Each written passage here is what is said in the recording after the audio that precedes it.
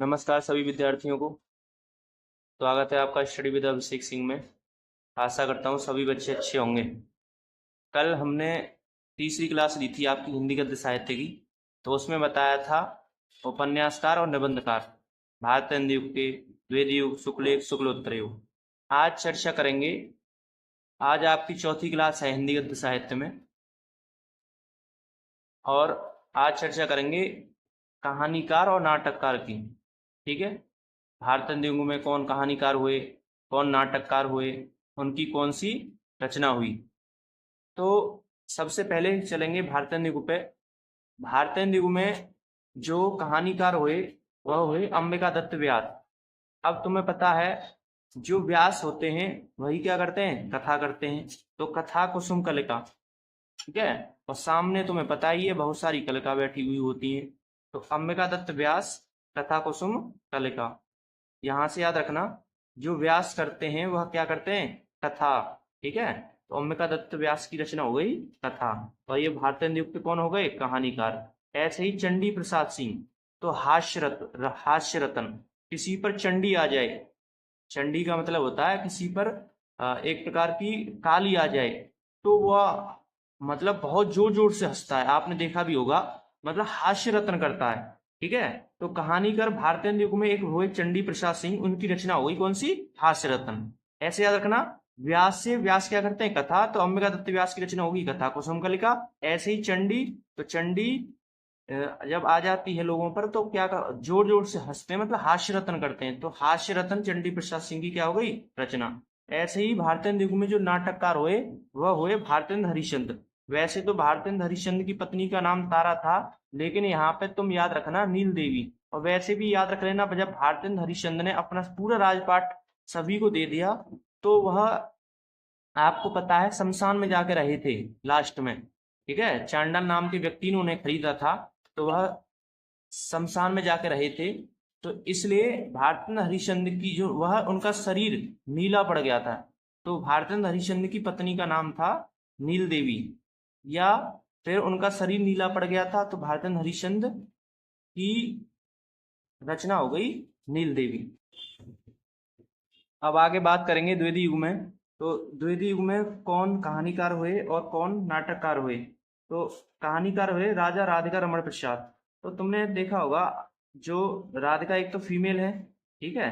तो पहले की जो जनरेशन थी वो हाथों में कंगना पहनती थी, लेकिन आज की जनरेशन तुम्हें पता है कि हाथ की बराबर कानों में कंगना पहनती है। ठीक है। तो राजा राधिका रमण प्रसाद की जो रचना हो गई वो हो गई कौन सी, कानों में कंगना। तो द्विवेदी युग में जो कहानीकार हुए राजा राधिका रमण प्रसाद, तो रचना हो गई उनकी कानों में कंगना। उसी प्रकार विशंबर नाथ शर्मा। अब शर्मा जो होते हैं, जो ब्राह्मण जो होते हैं, वही क्या निकालते हैं, कब राखी बांधनी है तो रक्षाबंधन। ठीक है। तो वही क्या निकालते हैं, मुहूर्त निकालते हैं। तो विशंबर नाथ शर्मा की जो रचना हुई वह हो गई रक्षा बंधन। ये कौन है, कहानीकार। किस युग में, द्विवेदी युग में। उसी प्रकार नाटककार कौन हुए द्विवेदी युग में, लक्ष्मी प्रसाद। ठीक है। लक्ष्मी प्रसाद लेखक का नाम। और लक्ष्मी जी की जो पर्यायवाची शब्द है वो उर्वशी भी है, तो उर्वशी उनकी रचना हो गई। तो लक्ष्मी प्रसाद की रचना हो गई उर्वशी। ये द्विवेदी युग के कौन है, नाटककार। अब बात करेंगे आगे शुक्ल युग की। शुक्ल युग में कौन कहानीकार हुए और कौन नाटककार हुए। एक कहानी हुए शुक्ल युग का अन्य नाम तुम्हें पता ही है, छायावादी युग है। शुक्ल युग में या छायावादी युग में एक लेखक हैं जयशंकर प्रसाद। तो इन्होंने बहुत सारी रचना की थी।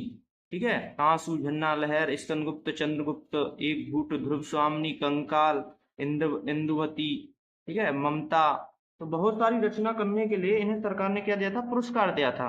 तो जयशंकर प्रसाद की रचना होगी कौन सी, पुरस्कार। ये कौन है, कहानीकार। किस युग में, छायावादी युग या शुक्ल युग में। उसी प्रकार मुंशी प्रेमचंद भी किस युग में कहानीकार है, शुक्ल युग या छायावादी युग में।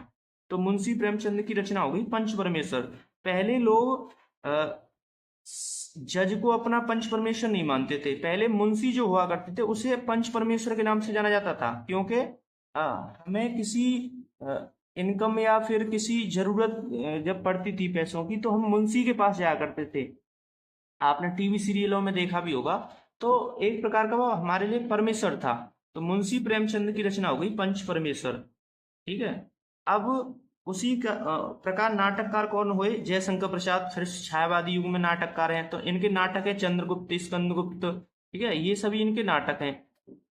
अब हरिकृष्ण प्रेमी, अगर आप भगवान के प्रेम नहीं करोगे तो वो अलग प्रकार का आपसे प्रतिशोध क्या करेंगे? प्रतिशोध लेंगे। प्रतिशोध मतलब अलग प्रकार की आपको सजा देंगे। चलो आगे बात करेंगे शुक्लोत्तर युग। तो आपको हो ही गया होगा कि शुक्ल युग में जो कहानीकार हो गए जयशंकर प्रसाद की रचना पुरस्कार, मुंशी प्रेमचंद की रचना पंच परमेश्वर। उसी प्रकार जो नाटककार हुए जयशंकर प्रसाद की चंद्रगुप्त रचना हो गई, हरिकृष्ण प्रेमी की प्रतिशोध हो गई। आगे बात करेंगे शुक्लोत्तर युग, और शुक्लोत्तर युग का अन्य नाम है छायावाद उत्तर युग। तो तुम्हें पता ही है राजेंद्र यादव ने हिंदी को राजभाषा घोषित या हिंदी को दर्जा दिलाने के लिए संविधान में बहुत प्रतीक्षा की थी। उन्होंने बहुत इंटरव्यू दिए थे। तो इसी प्रकार चेखव एक इंटरव्यू भी राजेंद्र यादव की क्या है रचना, और राजेंद्र यादव ने बहुत प्रतीक्षा की थी, इसलिए राजेंद्र यादव की रचना हो गई कौन सी? प्रतीक्षा। चलो ये कौन होगा इसमें?